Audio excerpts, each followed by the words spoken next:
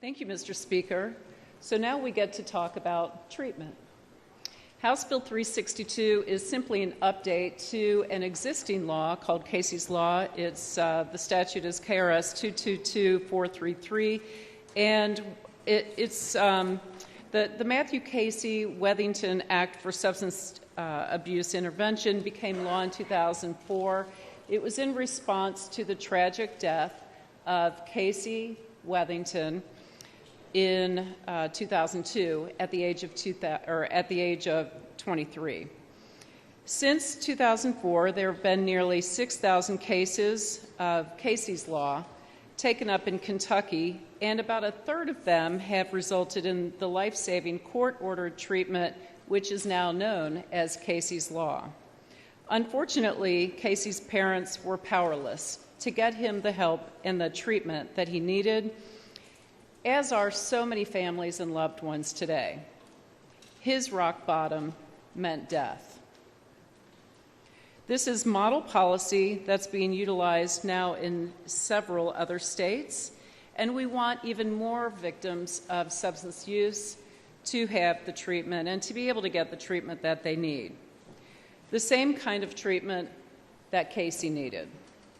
But there are challenges to this goal.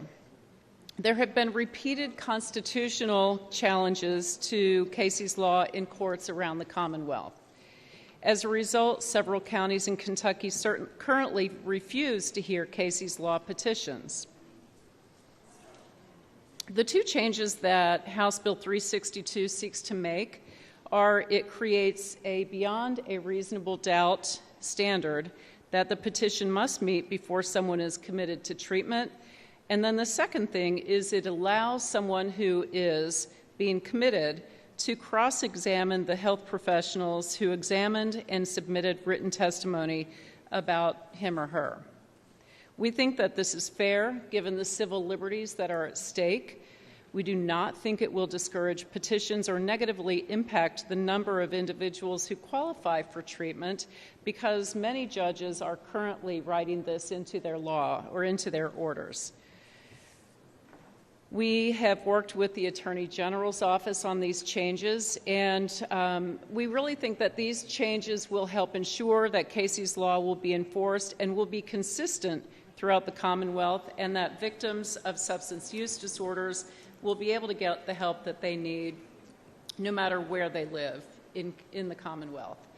I would like to recognize Mrs. Wethington, who I believe is here with us today, who has advocated tirelessly for this law on behalf of her son. She often says that when Casey died, an advocate was born. This is an important provision. Strengthening this law will help many, many Kentuckians. And, Mr. Speaker, if there are no questions, I move passage of House Bill 362.